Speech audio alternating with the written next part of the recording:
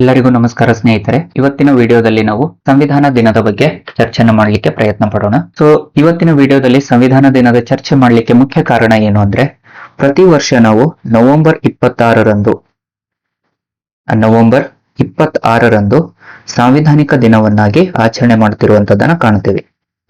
November 26 was known as or celebrated as the Constitution Day in India.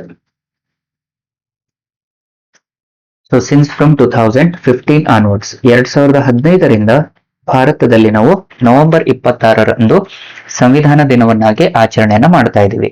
ಇದಕ್ಕೆ ಅತಿ ಮುಖ್ಯವಾದ ಕಾರಣ ಏನು ಅಂದ್ರೆ, 2015ರಲ್ಲಿ ಅಂಬೇಡ್ಕರ್ ಅವರ 125ನೇ ಜನ್ಮ ಜಯಂತಿಯನ್ನ 125ನೇ ವರ್ಷದ ಜಯಂತಿಯನ್ನ ಆಚರಣೆ ಮಾಡುವಂತದ್ದನ್ನು ನೋಡ್ತೀವಿ. ಆದ ಕಾರಣದಿಂದ ಅಂಬೇಡ್ಕರ್ ಅವರ ಕೊಡುಗೆಯನ್ನ, ಸಂವಿಧಾನದಲ್ಲಿ ಅಂಬೇಡ್ಕರ್ ಅವರ ಕೊಡುಗೆಯನ್ನ, ಅವರ ಮಹತ್ತರವಾದ ಬೆಳವಣಿಗೆಯನ್ನ, ಅವರ ಕೊಡುಗೆಯನ್ನ ಸ್ಮರಿಸುವುದಕ್ಕೋಸ್ಕರವಾಗಿ ನವೆಂಬರ್ 26ರಂದು ನಾವು ಸಂವಿಧಾನ ದಿನವನ್ನಾಗಿ ಆಚರಣೆ ಮಾಡ್ತಾ ಇದ್ದೀವಿ. ಮುಖ್ಯವಾಗಿ ಈ ಅಂಶಕ್ಕೆ ಅನುಸಾರವಾಗಿ ನಾವು ವಿವಿಧ ಸ್ಪರ್ಧಾತ್ಮಕ ಪರೀಕ್ಷೆಗಳಲ್ಲಿ ಹೆಚ್ಚಿನ ಬಾರಿ ಪ್ರಶ್ನೆ ಪತ್ರಿಕೆಗಳಲ್ಲಿ ನೋಡಬಹುದು. ಅತಿ ಹೆಚ್ಚಿನ ಪ್ರಶ್ನೆಗಳನ್ನ ರಿಪೀಟೆಡ್ ಟೈಮ್ಸ್ ಅಲ್ಲಿ ಕೇಳಿರುವಂತದ್ದನ್ನು ನೋಡ್ತೀವಿ. ಹಾಗಾಗಿ ಇವತ್ತಿನ ವಿಡಿಯೋದಲ್ಲಿ ನಾವು ಆ ಸಂವಿಧಾನ ದಿನ ಆಚರಣೆ ಮಾಡುವಕ್ಕಿಂತ ಮುಂಚಿತವಾಗಿ ಸಂವಿಧಾನ ಹೇಗೆ ರಚನೆ ಆಯಿತು. The first is the formation of the constitution. ಭಾರತದ ಸಂವಿಧಾನ ರಚನೆ ಹೇಗಾಯ್ತು ಅಂತ ಹೇಳಿ ನೋಡ್ತೇವೆ. ಮುಖ್ಯವಾಗಿ ನೋಡುವಂತದ್ದಾದ್ರೆ, ಭಾರತದ ಸಾಂವಿಧಾನಿಕ ಸಭೆಯನ್ನ ಅಥವಾ ಭಾರತೀಯ ಸಾಂವಿಧಾನಿಕ ಸಮಿತಿಯನ್ನ ನಾವು ರಚನೆ ಮಾಡಿದ್ದು 1946ರಲ್ಲಿ ಅಂತ ಕರಿತೀವಿ. ಅದು ಕ್ಯಾಬಿನೆಟ್ ಮಿಷನ್ ಪ್ಲಾನ್ ಅಂತ ಹೇಳಿ ಕರೆಯಲಾಗುತ್ತೆ. ಈ ಕ್ಯಾಬಿನೆಟ್ ಮಿಷನ್ ಆಯೋಗದ ಪಾತ್ರ ಏನು ಅನ್ನುವಂಥದ್ದನ್ನು ನೋಡ್ತೀವಿ. ಇದರ ನಂತರದಲ್ಲಿ ಇದರ ಶಿಫಾರಸಿಗೆ ಅನುಸಾರವಾಗಿ ಭಾರತದಲ್ಲಿ ಸಾಂವಿಧಾನಿಕ ಸಭೆಯನ್ನ ಜಾರಿಗೆ ತರಲಾಗುತ್ತೆ. ಈ ಸಾಂವಿಧಾನಿಕ ಸಭೆಯನ್ನ ಮೊದಲ ಬಾರಿಗೆ ಹೇಳಿದ್ಯಾರು ಅನ್ನುವಂಥದ್ದನ್ನು ಕೇಳಿದಾನೆ. ಇದರ ಕಾರ್ಯನಿರ್ವಹಣೆಗಳ ಬಗ್ಗೆ ನಾವು ಚರ್ಚೆಯನ್ನು ಮಾಡೋಣ. ಅಂಡ್ ನಂತರದಲ್ಲಿ ಆ ಕಾರ್ಯನಿರ್ವಹಣೆಗಳಲ್ಲಿ ಕೊನೆಗೆ ಭಾರತದ ಸಂವಿಧಾನದ ರಚನೆ ಹೇಗಾಯಿತು ಅನ್ನುವಂಥದ್ದನ್ನ ಇವತ್ತಿನ ವಿಡಿಯೋದಲ್ಲಿ ಚರ್ಚೆ ಮಾಡೋಣ.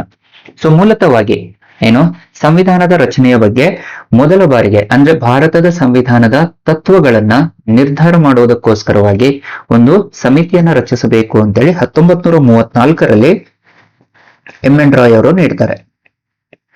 M.N. Roy was the first person to focus on the constitutional committee in India to have the constitution for India. ಇದನ್ನ 1935ರಲ್ಲಿ INC ಒಪ್ಪಿಕೊಳ್ಳುತ್ತೆ.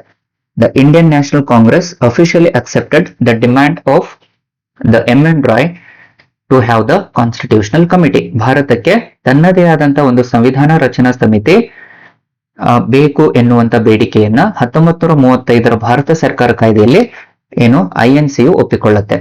ಇದರ ನಂತರದಲ್ಲಿ ಆ ಭಾರತದ ಸಂವಿಧಾನವನ್ನ ಹೇಗೆ ರಚನೆ ಆಗ್ಬೇಕು ಅನ್ನುವಂಥದ್ದನ್ನ 1938ರಲ್ಲಿ ನೆಹರು ಅವರು ಪ್ರಸ್ತಾಪಿಸುವಂತದನ್ನ ಕಾಣಬಹುದು. ಜವಾಹರ್ಲಾಲ್ ನೆಹರೂಸ್ ರೆಸಲ್ಯೂಷನ್ ಅಂತಾನು ಕರೆಯಲಾಗುತ್ತೆ. ನೆಹರು ಅವರು ಸ್ವತಂತ್ರ ಭಾರತದ ಸಂವಿಧಾನವನ್ನ ಭಾರತೀಯರೇ ರಚನೆ ಮಾಡಬೇಕು ಅನ್ನುವಂಥದ್ದನ್ನ ಹೇಳ್ತಾರೆ. The Indian constitution has to be formed only by Indians without having any external help. ಬಾಹ್ಯ ಹಸ್ತಕ್ಷೇಪವಿಲ್ಲದೆ ಸ್ವತಂತ್ರ ಭಾರತದ ಸಂವಿಧಾನವನ್ನ ಭಾರತೀಯರೇ ರಚನೆ ಮಾಡಬೇಕು ಎನ್ನುವಂಥದ್ದು ನೆಹರು ಅವರು ಪ್ರಸ್ತಾಪ ಮಾಡ್ತಾರೆ. ಇದನ್ನ ಅಫಿಷಿಯಲ್ ಆಗಿ ಬ್ರಿಟಿಷರು ಒಪ್ಪಿಕೊಂಡಿದ್ದು ಆಗಸ್ಟ್ ಕೊಡುಗೆಯಲ್ಲಿ ಅಂತೇಳಿ ಕರೆಯಲಾಗುತ್ತೆ. The Britain government they officially accepted in 1940 in the August offer. ಈ ಆಗಸ್ಟ್ ಆಫರ್ ಅಲ್ಲಿ ಭಾರತೀಯರು ತಮ್ಮದೇ ಆದಂತ ಸಂವಿಧಾನ ರಚನೆ ಮಾಡಿಕೊಳ್ಳಲಿಕ್ಕೆ ಅವಕಾಶವನ್ನ 1940ರಲ್ಲಿ ಭಾರತೀಯ ಸಂವಿಧಾನದ ರಚನಾ ಸಭೆಯ ಸ್ಥಾಪನೆಗೆ ಬ್ರಿಟನ್ ಸರ್ಕಾರ ಒಪ್ಪಿಕೊಳ್ಳುವಂತದನ್ನ ನೋಡ್ತೀವಿ. ಮೊದಲ ಬಾರಿಗೆ ಬ್ರಿಟನ್ ಸರ್ಕಾರ ಒಪ್ಪಿಕೊಂಡಿದ್ದು 1940ರ ಆಗಸ್ಟ್ ಕೊಡುಗೆಯಲ್ಲಿ. ನಂತರದಲ್ಲಿ 1942ರಲ್ಲಿ ಕ್ರಿಪ್ಸ್ ಪ್ರಪೋಸಲ್ ಅಲ್ಲಿ ಕ್ರಿಪ್ಸ್ ಅವರು ಭಾರತದ ಸಂವಿಧಾನವನ್ನ ರಚನೆ ಮಾಡಿಕೊಳ್ಳಬಹುದು, ಆದ್ರೆ ಎರಡನೇ ಮಹಾಯುದ್ಧದ ನಂತರದಲ್ಲಿ ಅಂತ ಹೇಳ್ತಾರೆ. The Indian they can form the constitution, we can form the constitution but post after the second world war ಅನ್ನುವಂಥದ್ದನ್ನ ಹೇಳ್ತಾರೆ. ಹಾಗಾಗಿನೇ ಗಾಂಧೀಜಿಯವರು ಕ್ವಿಟ್ ಇಂಡಿಯಾ ಮೂವ್ಮೆಂಟ್ ಅಲ್ಲಿ ಡೂ ಆರ್ ಡೈ ಅಂತ ಹೇಳ್ತಾರೆ. ಅದೇ ರೀತಿಯಲ್ಲಿ ಮೊದಲ ಬಾರಿಗೆ ಗಾಂಧೀಜಿಯವರು ಕ್ರಿಪ್ಸ್ ಪ್ರಪೋಸಲ್ ಅನ್ನ ಪೋಸ್ಟ್ ಡೇಟೆಡ್ ಚೆಕ್ ಅಂತೇಳಿ ಕರೀತಾರೆ. ಇದನ್ನ ಕಾಂಗ್ರೆಸ್ ಮತ್ತು ಮುಸ್ಲಿಂ ಲೀಗ್ ಎರಡು ತಿರಸ್ಕಾರ ಮಾಡ್ತವೆ. ಸ್ವತಂತ್ರ ಎರಡನೇ ಮಹಾಯುದ್ಧ ನಂತರದಲ್ಲಿ ಸಂವಿಧಾನ ರಚನೆ ಮಾಡಿಕೊಳ್ಳಲಿಕ್ಕೆ ಕಾಂಗ್ರೆಸ್ ಮತ್ತು ಮುಸ್ಲಿಂ ಲೀಗ್ ಸಂಪೂರ್ಣವಾಗಿ ತಿರಸ್ಕಾರ ಮಾಡಿ ಗಾಂಧೀಜಿಯವರು ಆ ಪ್ರಪೋಸಲ್ ಅನ್ನ ಪೋಸ್ಟ್ ಡೇಟೆಡ್ ಚೆಕ್ ಅಂತ ಕರೀತಾರೆ. ಅದರ ನಂತರದಲ್ಲಿ ಕೊನೆಗೆ 1945ರಲ್ಲಿ ಎರಡನೇ ಮಹಾಯುದ್ಧ ಮುಗಿದ ಕಾರಣದಲ್ಲಿ 1946ರಲ್ಲಿ ಭಾರತಕ್ಕೆ ಸಂವಿಧಾನ ರಚನೆ ಮಾಡುವಂತ ಅವಕಾಶ ಕಲ್ಪಿಸಲಾಗುತ್ತೆ. ಸೊ ಆದ್ದರಿಂದಾಗಿನೇ ಕ್ಯಾಬಿನೆಟ್ ಮಿಷನ್ ಆಯೋಗವನ್ನ ಭಾರತಕ್ಕೆ ಕಳುಹಿಸಲಾಗುತ್ತೆ. ಸೊ 3 ಜನ ಸದಸ್ಯರನ್ನು ಹೊಂದಿರುವಂತ ಈ ಕ್ಯಾಬಿನೆಟ್ ಮಿಷನ್ ಪ್ಲಾನ್ ಯಾವುದು ಪೆಥಿಕ್ ಲಾರೆನ್ಸ್ ರವರ ಅಧ್ಯಕ್ಷತೆಯಲ್ಲಿ ಭಾರತಕ್ಕೆ ಬರುತ್ತೆ. ಸೊ ಪೆಥಿಕ್ ಲಾರೆನ್ಸ್ ಅಧ್ಯಕ್ಷರಾಗಿರ್ತಾರೆ, ಕ್ರಿಪ್ಸ್ ರವರು ಇರ್ತಾರೆ, ಅದೇ ರೀತಿಯಲ್ಲಿ ಅಲೆಕ್ಸಾಂಡರ್ ಅವರು ಆಗಿರ್ತಾರೆ. ಈ 3 ಜನ ಸದಸ್ಯರ ಒಂದು ಕ್ರಿಪ್ಸ್ ಆಯೋಗ ಭಾರತಕ್ಕೆ ಬರುತ್ತೆ. ಭಾರತಕ್ಕೆ ಬಂದು ಭಾರತದಲ್ಲಿ ಭಾರತವು ತನ್ನದೇ ಆದಂತ ಸಂವಿಧಾನ ರಚನಾ ಸಭೆಯನ್ನ ರಚನೆ ಮಾಡಲಿಕ್ಕೆ ಅವಕಾಶವನ್ನ ಕೊಡುತ್ತೆ. ಸೊ ಇದಕ್ಕನುಸಾರವಾಗಿ ಭಾರತ ದೇಶದಲ್ಲಿ ಒಂದು ತಾತ್ಕಾಲಿಕ ಸರ್ಕಾರವನ್ನು ರಚನೆ ಮಾಡಲಾಗುತ್ತೆ. An interim government was established in the year 1946. 1946ರಲ್ಲಿ ಒಂದು ತಾತ್ಕಾಲಿಕ ಸರ್ಕಾರವನ್ನು ರಚನೆ ಮಾಡಲಾಗುತ್ತೆ. The interim government was established in the year 1946 and ಇದರ ಅಧ್ಯಕ್ಷರು ಯಾರು ಅಂತ ಕೇಳಿದಾನೆ. ಸೊ ತಾತ್ಕಾಲಿಕ ಸರ್ಕಾರದ ಅಧ್ಯಕ್ಷರು ಆಗಿನ ವೈಸ್ರಾಯ್ ಆಗಿರುವಂತ ಲಾರ್ಡ್ ವೆವೆಲ್ ರವರು ಆಯ್ಕೆಯಾಗಿರ್ತಾರೆ. The then viceroy Lord Wavell was the chairperson of this interim government and vice chaired by ಉಪಾಧ್ಯಕ್ಷತೆಯನ್ನ Nehru ಅವರು ವಹಿಸಿಕೊಂಡಿರ್ತಾರೆ. ನೆಹರು ಅವರು ಉಪಾಧ್ಯಕ್ಷರಾಗಿರ್ತಾರೆ. ಇದರ ಜೊತೆಯಲ್ಲಿ 14 ಜನ ಸದಸ್ಯರನ್ನ ಹೊಂದಿರುತ್ತೆ. ಅದರಲ್ಲಿ 6 ಜನ ಸದಸ್ಯರು ಇಂಡಿಯನ್ ನ್ಯಾಷನಲ್ ಕಾಂಗ್ರೆಸ್ ಇಂದ ಇರ್ತಾರೆ. ಹಾಗೆಯೇ 5 ಜನ ಸದಸ್ಯರು ಮುಸ್ಲಿಂ ಲೀಗ್ ಇಂದ ಆಯ್ಕೆಯಾಗಿರ್ತಾರೆ. ನಂತರದಲ್ಲಿ 3 ಜನ ಸದಸ್ಯರು ಸಿಖ್ ಇಂದ ಒಬ್ಬರಾಗಿರ್ತಾರೆ, ಪಾರ್ಸಿಯಿಂದ ಒಬ್ರು ಹಾಗೂ ಇಂಡಿಯನ್ ಕ್ರಿಶ್ಚಿಯನ್ ಇಂದ ಒಬ್ಬ ಸದಸ್ಯರು ಆಯ್ಕೆಯಾಗಿರ್ತಾರೆ. So the interim government consist of almost viceroy. The then Viceroy Lord Wavell was the chairperson of the interim government, vice chaired by Nehru, and remaining 14 members, 6 members from INC, 5 members from Muslim League, and 3 members from Sikh, Parsi, and Indian Christian. So ಇಲ್ಲಿಗೆ ಒಂದು ತಾತ್ಕಾಲಿಕ ಸರ್ಕಾರ ರಚನೆ ಆಗುತ್ತೆ. ಆದ್ರೆ 1938ರಲ್ಲಿ ನೆಹರು ಅವರು ಬಾಹ್ಯ ಹಸ್ತಕ್ಷೇಪವಿಲ್ಲದೆ ಭಾರತದ ಸಂವಿಧಾನ ರಚನೆ ಮಾಡುವಂತ ಅಧಿಕಾರ ಭಾರತೀಯರಿಗೆ ನೀಡಬೇಕಂತ ಹೇಳಿರ್ತಾರೆ. ಸೊ ಹಾಗಾಗಿನೇ ನೆಹರು ಅವರು ಈ ತಾತ್ಕಾಲಿಕ ಸರ್ಕಾರವನ್ನು ವಿರೋಧಿಸಿ the expert committee of Congress ಅನ್ನು ಸ್ಥಾಪನೆ ಮಾಡ್ತಾರೆ. ತಾತ್ಕಾಲಿಕ ಸರ್ಕಾರವನ್ನು ವಿರೋಧಿಸಿ ಎಕ್ಸ್ಪರ್ಟ್ ಕಮಿಟಿ ಆಫ್ ಕಾಂಗ್ರೆಸ್ ಅನ್ನು ಸ್ಥಾಪನೆ ಮಾಡ್ತಾರೆ. The expert committee of Congress was established on the Congress ತಜ್ಞರ ಸಮಿತಿಯನ್ನ ನೆಹರು ಅವರು ಸ್ಥಾಪನೆ ಮಾಡುವಂತದ್ದನ್ನ ಕಾಣ್ತೀವಿ. ಸೊ ನೆಹರು ಅವರು ಈ ತಾತ್ಕಾಲಿಕ ಸರ್ಕಾರವನ್ನು ವಿರೋಧಿಸಿ ಕಾಂಗ್ರೆಸ್ ತಜ್ಞರ ಸಮಿತಿಯನ್ನ ಜುಲೈ 8, 1946ರಲ್ಲಿ ಸ್ಥಾಪನೆ ಮಾಡುವಂತದ್ದನ್ನ ನೋಡ್ತೀವಿ. The expert committee of Congress was established on July 8, 1946. So Nehru ಅವರ ಅಧ್ಯಕ್ಷತೆಯಲ್ಲಿ ಒಂದು ಕಾಂಗ್ರೆಸ್ ತಜ್ಞರ ಸಮಿತಿ ರಚನೆ ಆಗುತ್ತೆ. ಅಂಡ್ ಇದರ ಅತಿ ಮುಖ್ಯವಾದ ಉದ್ದೇಶ ಸಾಂವಿಧಾನಿಕ ಸಭೆಯ ವಿವಿಧ ಘಟಕಗಳನ್ನ ರಚನೆ ಮಾಡುವಂತದ್ದು. It is to prepare the draft of the constituent assembly. To prepare the draft of the constituent assembly. ಸಾಂವಿಧಾನಿಕ ಸಭೆಯ ವಿವಿಧ ಘಟಕಗಳನ್ನ ತಯಾರು ಮಾಡುವಂಥದ್ದು, ರಚನೆ ಮಾಡುವಂಥದ್ದು ಇದರ ಅತಿ ಮುಖ್ಯವಾದ ಉದ್ದೇಶವಾಗಿರುತ್ತೆ. ಸೊ ಈ ಕಾರಣದಿಂದ ನೆಹರು ಅವರು ಸಾಂವಿಧಾನಿಕ ಸಭೆಯ ರಚನೆಗೆ ಒಂದು ಕಾಂಗ್ರೆಸ್ ತಜ್ಞರ ಸಮಿತಿಯನ್ನು ರಚನೆ ಮಾಡ್ತಾರೆ. ಸೊ ಇದರ ನಂತರದಲ್ಲಿ ಭಾರತದ ಸಂವಿಧಾನದ ಹಿನ್ನೆಲೆಯಲ್ಲಿ ಮೊದಲ ಬಾರಿಗೆ ನಾವು ಸಾಂವಿಧಾನಿಕ ಸಭೆಯನ್ನ ರಚನೆ ಮಾಡಲಾಗುತ್ತೆ. The constituent assembly was established on the recommendation of cabinet mission plan. So ಇದು ಪ್ರಶ್ನೆಯನ್ನ ಆಲ್ರೆಡಿ ಕೇಳಿದ್ದಾರೆ. ಸೊ ಸಾಂವಿಧಾನಿಕ ಸಭೆಯು ಈ ಕೆಳಗಿನ ಯಾವ ಸಮಿತಿಯ ಶಿಫಾರಸಿಗನುಸಾರವಾಗಿ ರಚಿಸಲಾಯಿತು ಅಂತೇಳಿ. So the constituent assembly was established on the recommendation of cabinet mission plan. So ಆಗಿನ ಸಂದರ್ಭದಲ್ಲಿ ಈ ಸಾಂವಿಧಾನಿಕ ಸಭೆಯಲ್ಲಿ ಒಬ್ಬ ಸದಸ್ಯನನ್ನ ಪ್ರತಿ 10 ಲಕ್ಷ ಜನಸಂಖ್ಯೆಗೆ ಆಯ್ಕೆ ಮಾಡಲಾಗುತ್ತೆ. The constituent Assembly which consist of almost 389 members, 389 ಸದಸ್ಯರನ್ನು ಹೊಂದಿರುತ್ತೆ. ಈ out of 389, 1 member was appointed on the basis of 10 lakh population. So ಈ ಔಟ್ ಆಫ್ 389 ಅಲ್ಲಿ it was again 296 members from the British provinces. British ಪ್ರಾಂತ್ಯಗಳಿಂದ, ಅಂದ್ರೆ ಭಾರತದ ಪ್ರಾಂತ್ಯಗಳನ್ನ ಬ್ರಿಟಿಷರು ಆಳ್ವಿಕೆ ಮಾಡಿರ್ತಾರೆ, ಹಾಗಾಗಿ ಬ್ರಿಟಿಷ್ ಭಾರತದ ಪ್ರಾಂತ್ಯಗಳು ಅಂತ ಕರಿತೀವಿ. ಸೊ ಅದರಿಂದ 296 ಜನ. ಹಾಗೆಯೇ 93 ಜನ ಸದಸ್ಯರುಗಳು ಪ್ರಾಂತೀಯ ಸಂಸ್ಥಾನ ಅಥವಾ ದೇಶೀಯ ಸಂಸ್ಥಾನಗಳು ಅಂತ ಕರಿತೀವಿ, ದ ಪ್ರಿನ್ಸ್ಲಿ ಸ್ಟೇಟ್ಸ್. ಸೊ ಪ್ರಮುಖವಾಗಿ ಮುಸ್ಲಿಂ ಲೀಗ್ ಹಾಗೂ ವಿವಿಧ ಪ್ರಾಂತ್ಯಗಳು ಎಲ್ಲರೂ ಒಪ್ಪಿಕೊಳ್ತವೆ. ಆದ್ರೆ ನಂತರದಲ್ಲಿ ಮುಸ್ಲಿಂ ಲೀಗು ಹಾಗೂ ದೇಶೀಯ ಪ್ರಾಂತ್ಯಗಳು ಇದನ್ನ ಬೈಕಾಟ್ ಮಾಡುವಂತದನ್ನ ನೋಡ್ತೀವಿ. ಸೊ ಈ ಔಟ್ ಆಫ್ 389 ಅಲ್ಲಿ ಕೆಲವೊಂದಿಷ್ಟು ಜನ ನಾಮಿನೇಟೆಡ್ ಮೆಂಬರ್ಸ್ ಅನ್ನು ನೋಡ್ತೀವಿ, ಹಾಗೂ ಕೆಲವೊಂದಿಷ್ಟು ಜನ ಸದಸ್ಯರು ಪರೋಕ್ಷ ಚುನಾವಣೆಯ ಮೂಲಕ ಆಯ್ಕೆಯಾಗುವಂತದ್ದನ್ನು ನೋಡ್ತೀವಿ. ಹಾಗಾಗಿ this Constituent assembly was partially elected and partially nominated ಅಂತ ಕರೆಯಲಾಗುತ್ತೆ. The partially elected and partially nominated. ಕೆಲವೊಂದಿಷ್ಟು ಜನ ಸದಸ್ಯರು ಪರೋಕ್ಷವಾಗಿ ಚುನಾಯಿತರಾಗಿರ್ತಾರೆ, ಕೆಲವು ಸದಸ್ಯರು ನಾಮನಿರ್ದೇಶನಗೊಂಡಿರುವಂತದ್ದನ್ನು ನೋಡ್ತೇವೆ. ಸೊ ಔಟ್ ಆಫ್ ದಿಸ್ 296 ಅಲ್ಲಿ, so princely states are completely been nominated members, but out of this 296 ಅಲ್ಲಿ the INC got complete majority. Indian National Congress got around 208 seats. Muslim League got around some 73 seats, ಹಾಗೂ ದ ಅದರ್ಸ್ ಇತರೆ ಸದಸ್ಯರುಗಳಿಂದ ಒಟ್ಟು 15 ಜನ ಆಯ್ಕೆಯಾಗುವಂತದ್ದನ್ನು ನೋಡ್ತೇವೆ. ಸೊ ಒಟ್ಟಾರೆಯಾಗಿ ಸಾಂವಿಧಾನಿಕ ಸಭೆ 1946ರಲ್ಲಿ ಜಾರಿಗೆ ಬಂದಿರುವಂತದನ್ನ ಕಾಣ್ತೇವೆ. ಸೊ ಇದರ ಸಾಂವಿಧಾನಿಕ ಸಭೆಯು ತಾತ್ಕಾಲಿಕವಾಗಿ ಒಬ್ಬ ಅಧ್ಯಕ್ಷರನ್ನ ಆಯ್ಕೆ ಮಾಡುತ್ತೆ. ಸೊ ಹಾಗಾಗಿ the temporary president of this Constituent assembly was Sachchidananda Sinha ಅಂತ ಕರಿತೀವಿ. ಸೊ ಇಲ್ಲಿ ತಾತ್ಕಾಲಿಕ ಅಧ್ಯಕ್ಷರಾಗಿ ಸಚ್ಚಿದಾನಂದ ಸಿನ್ಹಾರವರು ಆಯ್ಕೆ ಆಗ್ತಾರೆ.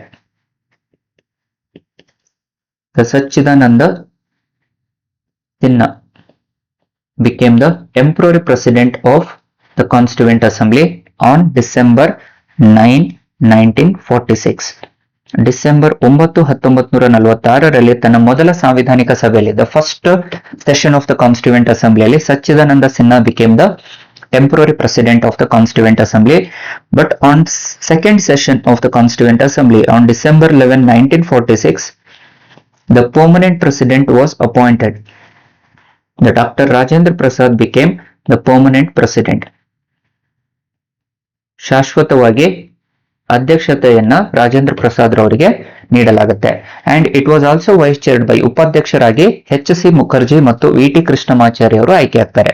ಇದಕ್ಕನುಸಾರವಾಗಿ ಸಾಂವಿಧಾನಿಕ ಸಲಹೆಗಾರರಾಗಿ BN ರಾವ್ ಅವರು ಆಯ್ಕೆಗೊಳ್ಳುವಂತದ್ದನ್ನು ನೋಡ್ತೇವೆ. ಅಂಡ್ ಮೂರನೇ ಅಧಿವೇಶನದಲ್ಲಿ ಆನ್ ಡಿಸೆಂಬರ್ 13, 1946 ಅಲ್ಲಿ ಆಬ್ಜೆಕ್ಟಿವ್ಸ್ ರೆಸಲ್ಯೂಷನ್, ಧ್ಯೇಯಗಳ ನಿರ್ಣಯವನ್ನ ಸ್ಥಾಪನೆ ಮಾಡಲಾಗುತ್ತೆ ಬೈ ನೆಹರು. ಸೊ ಇದು ಪ್ರಶ್ನೆಯನ್ನು ಕೇಳಲಾಗಿದೆ. So Nehru who proposed the objective resolution on December 13, 1946. And ಇದನ್ನೇ ನಾವು ಈ ಧ್ಯೇಯಗಳ ನಿರ್ಣಯವನ್ನೇ January 22, 1947ರಲ್ಲಿ on January 22, 1947, the objectives resolution itself was known as preamble. ಧ್ಯೇಯಗಳ ನಿರ್ಣಯವನ್ನೇ ಪ್ರಸ್ತಾವನೆ ಎಂದು ಕರೆಯಲಾಗುತ್ತದೆ. ಸೊ ಈ ಪ್ರಶ್ನೆಯನ್ನು ಸಹ ಹಲವಾರು ಬಾರಿ ಕೇಳಿರುವಂತದ್ದನ್ನು ಕಾಣಬಹುದು. ಸೊ ನಂತರದಲ್ಲಿ ಇಲ್ಲಿಗೆ ಸಂವಿಧಾನ ಸಭೆ ರಚನೆ ಆಗುತ್ತೆ. ಅದರ ಮುಖ್ಯ ಕರ್ತವ್ಯ ಸಂವಿಧಾನವನ್ನು ರಚನೆ ಮಾಡುವಂತದ್ದು. ಆದ್ರೆ 1947ರಲ್ಲಿ ಕೆಲವು ಬದಲಾವಣೆಗಳನ್ನ ನೋಡ್ತೀವಿ. ಸ್ವತಂತ್ರ ನಂತರದಲ್ಲಿ ಕೆಲವು ಬದಲಾವಣೆಗಳನ್ನ ನೋಡಲಾಗುತ್ತೆ. ಸೊ ಸ್ವತಂತ್ರ ನಂತರದಲ್ಲಿ ಬದಲಾವಣೆಗೊಂಡಿರುವಂತ ಕೆಲವು ಅಂಶಗಳು, again these are very important for the competitive exam. The India became independent as well as ಸಾವರೇನ್ ಅಂತ ನೋಡ್ತೀವಿ. ಭಾರತ ದೇಶವು ಸ್ವತಂತ್ರಗೊಳ್ಳುತ್ತೆ ಹಾಗೂ ಸಂಪೂರ್ಣವಾಗಿ ಸಾರ್ವಭೌಮ ರಾಷ್ಟ್ರವಾಗಿ ಹೊರಹೊಮ್ಮುವಂತದ್ದನ್ನ ಕಾಣ್ತೀವಿ. ಎರಡನೇದ್ದು, the total composition of the constituent assembly it was reduced from 389 to 299. ಸ್ವತಂತ್ರ ನಂತರದಲ್ಲಿ ಭಾರತ ಮತ್ತು ಪಾಕಿಸ್ತಾನ ಎಂಬ ಎರಡು ರಾಷ್ಟ್ರಗಳು, ಡೊಮಿನಿಯನ್ ರಾಷ್ಟ್ರಗಳು ಉದ್ಭವ ಆಗುವಂತ ಕಾರಣದಿಂದ ಸದಸ್ಯರ ಸಂಖ್ಯೆ ಇಳಿಕೆ ಆಗುತ್ತೆ. ಸೊ ಸಾಂವಿಧಾನಿಕ ಸಭೆಯ ಸದಸ್ಯರ ಸಂಖ್ಯೆ 389 ಇದ್ದಿದ್ದು 299 ಆಗುತ್ತೆ. ಈ ಔಟ್ ಆಫ್ 299 ಅಲ್ಲಿ 229 they are from the British provinces, British ಭಾರತದ ಪ್ರಾಂತ್ಯಗಳು ಅಂತ ಕರಿತೀವಿ. ಅಂಡ್ ಬ್ರಿಟಿಷ್ ಪ್ರಾಂತೀಯ ಅಥವಾ ಬ್ರಿಟಿಷ್ ಭಾರತದ ಪ್ರಾಂತೀಯ ಸದನದ ಸದಸ್ಯರು ಅಂತ ಕರಿತೀವಿ. Remaining 70 members they are from Muslim league ಅಂತ ಕರಿತೀವಿ. ಉಳಿದಿರುವಂತ 70 ಜನ ಸದಸ್ಯರು ದೇಶೀಯ ಪ್ರಾಂತ್ಯಗಳು ಅಂತ ಕರಿತೀವಿ. The remaining 70 members are from princely States. 229 are British provinces and 70 are from princely states. And the third change, the Constituent Assembly itself was having the dual functions to perform. ಸಾಂವಿಧಾನಿಕ ಸಭೆಗೆ ಅಲ್ಲಿಯವರೆಗೆ ಏನು ಕಾನ್ಸ್ಟಿಟ್ಯೂಯೆಂಟ್ ಬಾಡಿಯಾಗಿ ಕಾರ್ಯನಿರ್ವಹಿಸುವಂತದ್ದು, ಸಂವಿಧಾನಾತ್ಮಕ ಸಂಸ್ಥೆಯಾಗಿ ಕಾರ್ಯನಿರ್ವಹಿಸುವಂತದ್ದು ಈಗ ಸಂಸತ್ತಾಗಿನೂ ಕಾರ್ಯನಿರ್ವಹಿಸುತ್ತಿದೆ. It was also acting like a legislative body. So ಸಾಂವಿಧಾನಿಕ ಸಂಸ್ಥೆಯ ಸಂದರ್ಭದಲ್ಲಿ ಇದರ ಅಧ್ಯಕ್ಷರು ರಾಜೇಂದ್ರ ಪ್ರಸಾದ್ ರವರಾಗಿರ್ತಾರೆ. ಆದ್ರೆ ಯಾವಾಗ ಶಾಸನಾತ್ಮಕವಾಗಿ ಕಾರ್ಯನಿರ್ವಹಿಸಿರುತ್ತಿರ್ತೋ ಅಥವಾ ಶಾಸನಗಳನ್ನ ರಚನೆ ಮಾಡ್ತಾ ಇರುತ್ತೋ ಅಂತಹ ಸಂದರ್ಭದಲ್ಲಿ ಜಿ.ವಿ. ಮೌಲಾಂಕರ್ ಅವರು ಅದರ ಅಧ್ಯಕ್ಷತೆಯನ್ನ ವಹಿಸಿಕೊಂಡಿರ್ತಾರೆ. ಸೊ ಇದಕ್ಕನುಸಾರವಾಗಿ ಈ ವಿವಿಧ ಏನು ತನ್ನ ಒಟ್ಟಾರೆಯಾಗಿ ಸಾಂವಿಧಾನಿಕ ಸಭೆಯು ಪ್ರಮುಖವಾಗಿ 11 ಅಧಿವೇಶನಗಳನ್ನ ನಡೆಸುವಂತದ್ದನ್ನು ನೋಡ್ತೇವೆ. The constituent assembly it formed 11 sessions to form the constitution. 11 ಅಧಿವೇಶನಗಳಲ್ಲಿ ಕೊನೆಯ ಅಧಿವೇಶನವನ್ನ ಜನವರಿ 24, 1950 ನಡೆಸಲಾಗುತ್ತೆ. ಸೊ ಇಲ್ಲಿಂದ ಇಲ್ಲಿವರೆಗೆ 1946ರಿಂದ 1950ರವರೆಗೆ ಭಾರತದಲ್ಲಿ ಸಂವಿಧಾನವನ್ನ ರಚನೆ ಮಾಡಲಿಕ್ಕೆ ಅವಕಾಶವನ್ನ ನೀಡುವ ಕಾರಣದಿಂದ ಭಾರತದ ಸರ್ಕಾರ ಮೀನ್ಸ್ ಆಗಿನ ಸಾಂವಿಧಾನಿಕ ಸಭೆಯು ಒಂದು ಕರಡು ಸಮಿತಿಯನ್ನ ಸ್ಥಾಪನೆ ಮಾಡುತ್ತೆ. ಒಟ್ಟಾರೆಯಾಗಿ 22 ಸಮಿತಿಗಳಿರುತ್ತೆ. ಅದರಲ್ಲಿ 8 ಪ್ರಮುಖ ಸಮಿತಿಗಳು ಹಾಗೂ 14 ಉಪ ಸಮಿತಿಗಳನ್ನ ನೋಡ್ತೀವಿ. ಆ 22 ಸಮಿತಿಗಳಲ್ಲಿ ಅತಿ ಪ್ರಮುಖವಾಗಿರುವಂತಹ ಸಮಿತಿ ಯಾವುದು ಎಂದರೆ ಅದು ಕರಡು ಸಮಿತಿ ಅಂತ ಕರಿತೀವಿ. So drafting committee is the major committee to form the constitution. So ಇದರ ಅಧ್ಯಕ್ಷರು ಡಾಕ್ಟರ್ ಬಿ.ಆರ್. ಅಂಬೇಡ್ಕರ್ ಅವರು ಆಗಿರ್ತಾರೆ. Doctor B R. Ambedkar was the chairperson of this drafting committee. So ಸಾಂವಿಧಾನಿಕ ಸಭೆಯ ಯಾವುದು ಕರಡು ಸಮಿತಿಯ ಅಧ್ಯಕ್ಷತೆಯನ್ನ ಡಾಕ್ಟರ್ ಬಿ.ಆರ್. ಅಂಬೇಡ್ಕರ್ ಅವರು ವಹಿಸಿಕೊಂಡಿರ್ತಾರೆ. ಇದರ ಜೊತೆಯಲ್ಲೇ ಉಳಿದಿರುವಂತಹ 6 ಜನ ಸದಸ್ಯರಿರುವಂತದನ್ನು ಕಾಣ್ತೇವೆ, ಇನ್ಕ್ಲೂಡಿಂಗ್ ದ 6 ಅದರ್ ಮೆಂಬರ್ಸ್ ಅಂತ ನೋಡ್ತೇವೆ. ಸೊ ಈ ಉಳಿದಿರುವಂತಹ 6 ಜನ ಸದಸ್ಯರುಗಳಲ್ಲಿ N. Gopalaswami Ayyangar, Alladi Krishnaswami Iyer, doctor K M. Munshi, Syed Mohammad Saadulla, N. Madhavrao ಹಾಗೂ ವಿ.ಟಿ. ಕೃಷ್ಣಮಾಚಾರ್ಯ ಅವರು 6 ಜನ ಸದಸ್ಯರನ್ನ ಹೊಂದಿರುತ್ತೆ. ಈ ಅಧ್ಯಕ್ಷರು ಪ್ಲಸ್ 6 ಜನ ಸದಸ್ಯರುಗಳು ಒಳಗೊಂಡು ಒಂದು ಕರಡು ಸಮಿತಿಯನ್ನ ರಚನೆ ಮಾಡ್ತಾರೆ. ಅಂಡ್ ಈ ಕರಡು ಸಮಿತಿ ರಚನೆಯಾಗಿದ್ದು August 29, 1947ರಲ್ಲಿ. August 29, 1947 where the drafting committee was formed. So ಇಲ್ಲಿ ದ ಡ್ರಾಫ್ಟಿಂಗ್ ಕಮಿಟಿಯ ಅಧ್ಯಕ್ಷತೆ ಅಂಬೇಡ್ಕರ್ ಅವರನ್ನು ಹೊಂದಿದ್ದು ಉಳಿದಿರುವಂತೆ 6 ಜನ ಸದಸ್ಯರುಗಳು ಇದರಲ್ಲಿ ಇರುವಂತದನ್ನ ಕಾಣ್ತೇವೆ. ಸೊ ಪ್ರಮುಖವಾಗಿ ಇದರ ಮುಖ್ಯ ಉದ್ದೇಶ to prepare blueprint of the constitution, ಒಂದು ನೀಲಿ ಚಿತ್ರಣವನ್ನ ನೀಡುವಂತದ್ದು, ಸಂವಿಧಾನದ ಒಂದು ನೀಲಿ ಚಿತ್ರಣವನ್ನ ಅಥವಾ ಒಂದು ವಿವಿಧ ಘಟಕವನ್ನ ಏನು to prepare the draft of the constitution and which took almost 141 days to prepare the draft of the constitution. 141 ದಿನಗಳು ಏನೋ ತೆಗೆದುಕೊಳ್ಳುವಂತದ್ದನ್ನು ನೋಡ್ತೇವೆ. ಸೊ ಹಾಗೆ ಆಗಸ್ಟ್ 29, 1947ರಿಂದ ಕೊನೆಯ ಅಧಿವೇಶನ ಯಾವಾಗ ಜನವರಿ 24, 1950ರವರೆಗೆ ಏನೋ ಹಲವಾರು ಅಧಿವೇಶನಗಳನ್ನ ನಡೆಸುತ್ತೆ. ಅದರಲ್ಲಿ ವಿವಿಧ ಚರ್ಚೆಗಳನ್ನ ಮಾಡಲಾಗುತ್ತೆ. ಈ ಚರ್ಚೆಗಳ ನಂತರದಲ್ಲಿ ಸಾಂವಿಧಾನಿಕ ಸಭೆಯು ಚರ್ಚೆ ಮಾಡುತ್ತೆ. ಸೊ ಸಾಂವಿಧಾನಿಕ ಚರ್ಚೆಯು ಮಾಡಿದ್ದು ನವೆಂಬರ್ 1949ರಲ್ಲಿ ಅಂತ ನೋಡ್ತೀವಿ. ಈ ನವೆಂಬರ್ ರಲ್ಲಿ ತನ್ನ ಅಂತಿಮ ವಾಚನವನ್ನ ನೀಡಿ, ಸಾಂವಿಧಾನಿಕ ಸಭೆ ತನ್ನ ಅಂತಿಮ ವಾಚನವನ್ನ ನೀಡಿ ಭಾರತದ ಸಂವಿಧಾನವನ್ನ ನವೆಂಬರ್ 26, 1949 ರಚನೆ ಮಾಡುತ್ತೆ. The Indian constitution which was formed on November 26, 1949. ಆದರೆ ಈ ದಿನದಂದು ನಾವು ಭಾರತದ ಸಂವಿಧಾನವನ್ನ ರಚನೆ ಮಾಡ್ತೀವಿ. ಆದರೆ ಜನವರಿ 26 ಐತಿಹಾಸಿಕ ದಿನವಾಗಿದ್ದ ಕಾರಣದಿಂದ 1930 ಜನವರಿ 26ರಂದು ಒಂದು ಐತಿಹಾಸಿಕ ದಿನವನ್ನಾಗಿ ನಾವು ಆಚರಣೆ ಮಾಡ್ತಾ ಇದ್ದೀವಿ. ಕಾರಣ ಏನು ಅಂದ್ರೆ ಭಾರತದ ರಾಷ್ಟ್ರೀಯ ಕಾಂಗ್ರೆಸ್ ಪಕ್ಷವು ತನ್ನ ಪೂರ್ಣ ಸ್ವರಾಜ್ ದಿನವನ್ನಾಗಿ ಆಚರಿಸಿತ್ತು ಅಂತ ಹೇಳಲಾಗುತ್ತೆ. ಭಾರತೀಯ ಕಾಂಗ್ರೆಸ್ಸು ಪೂರ್ಣ ಸ್ವರಾಜನ್ನ ಆಚರಣೆ ಮಾಡಲಾಗಿತ್ತು ಅಂತ ಹೇಳ್ತೀವಿ. ಸೊ ಇದರ ಪೂರ್ಣ ಸ್ವರಾಜ್ಯನ ನೆನಪಿಗಾಗಿ ಭಾರತ ಸಂವಿಧಾನವನ್ನು ಅನುಷ್ಠಾನಗೊಳಿಸಲು ಜನವರಿ 26ರಂದು ಆಯ್ಕೆ ಮಾಡಿಕೊಳ್ಳಲಾಯಿತು ಅಂತ ಹೇಳಿ ಕರೆಯಲಾಗುತ್ತೆ. ಸೊ ಸಂವಿಧಾನ ರಚನಾ ಸಭೆಯಲ್ಲಿ ಜನವರಿ 26ರಂದು ಸಂವಿಧಾನವನ್ನ ಅಂಗೀಕರಿಸಲಾಯಿತು ಅಂತೇಳಿ ಕರೆಯಲಾಗುತ್ತೆ. ಸೊ ಹಾಗಾಗಿ ಇಲ್ಲಿ ಜನವರಿ 26, 1930 ಪೂರ್ಣ ಸ್ವರಾಜ್ಯನ ನೆನಪಿಗೋಸ್ಕರವಾಗಿ ಜನವರಿ 26, 1950 ಸಂವಿಧಾನ ಕಾರ್ಯರೂಪಕ್ಕೆ ಬರುವಂತದನ್ನ ಕಾಣ್ತೀವಿ. ಆದ್ರೆ ಸಂವಿಧಾನ ನೈಜವಾಗಿ ನೈಜವಾಗಿ ರಚನೆಯಾಗಿದ್ದು ನವೆಂಬರ್ 26, 1949. ಹಾಗಾಗಿ ಈ ದಿನ ಹಾಗೂ ಅಂಬೇಡ್ಕರ್ ಅವರ ಅವಿಸ್ಮರಣೀಯ ನೆನಪಿಗೋಸ್ಕರವಾಗಿ November 26, 2015 since from 2015 onwards this date was known as Constitution Day ಅಂತ ಕರೆಯಲಾಗುತ್ತೆ. ನವೆಂಬರ್ 26, 2015 ಅದನ್ನ ಸಂವಿಧಾನ ದಿನವನ್ನಾಗಿ ಆಚರಣೆ ಮಾಡುವಂತದನ್ನ ಕಾಣಬಹುದು. ಕಾರಣ 2015 ಅಂಬೇಡ್ಕರ್ ಅವರ 125ನೇ ವರ್ಷದ ಜಯಂತಿ ಆಗಿರುವ ಕಾರಣದಿಂದ, ಯಾಕಂದ್ರೆ ಅವರು ಜನನವನ್ನು ಪಡೆದಿದ್ದು 1891. ಸೊ 2015ಕ್ಕೆ 125 ವರ್ಷ ಆದ ಕಾರಣದಿಂದ ಆ 125 ವರ್ಷಗಳ ಜನ್ಮ ದಿನಾಚರಣೆಗೆ ಅನುಸಾರವಾಗಿ 125th birth anniversary of doctor BR Ambedkar ಅವರ ಅವಿಸ್ಮರಣೀಯವಾದ ಕೊಡುಗೆಯನ್ನ ಸ್ಮರಿಸುವುದಕ್ಕೋಸ್ಕರವಾಗಿ, ಎಸ್ಪೆಷಲಿ ಭಾರತದ ಸಂವಿಧಾನದಲ್ಲಿ ಅವರ ಕೊಡುಗೆಯನ್ನು ಸ್ಮರಿಸುವುದಕ್ಕೋಸ್ಕರವಾಗಿ 2015 ಇಲ್ಲಿಯವರೆಗೆ ನಾವು ನವೆಂಬರ್ 26 ಸಂವಿಧಾನ ದಿನವನ್ನಾಗಿ ಆಚರಣೆ ಮಾಡ್ತಾ ಇದ್ದೀವಿ. ಸೊ ಇದೇ ರೀತಿಯಲ್ಲಿ 2015 2025ಕ್ಕೆ ಈಗ 10 ವರ್ಷಗಳ ಆದ ಕಾರಣದಿಂದ ಇನ್ನು ಇದು ಕಾಂಪಿಟೇಟಿವ್ ಎಕ್ಸಾಮ್ಸ್ ಗೆ ಹೆಚ್ಚು ಕೇಳುವಂತ ಸಾಧ್ಯತೆಗಳು ಹೆಚ್ಚಿರುತ್ತೆ. ಅಂಡ್ ಇದೇ ವರ್ಷ 2015 ಅಂಬೇಡ್ಕರ್ ಅವರ 125ನೇ ವರ್ಷದ ಜಯಂತಿಗೆ ಅನುಸಾರವಾಗಿ ವಿಶ್ವಸಂಸ್ಥೆಯು ವಿಶ್ವಜ್ಞಾನದ ದಿನವನ್ನಾಗಿ ಆಚರಣೆ ಮಾಡುತ್ತಿರುವಂತದ್ದನ್ನು ನೋಡ್ತೀವಿ. This day is also known as the world knowledge day ಅಂತ ಕರೆಯಲಾಗುತ್ತೆ.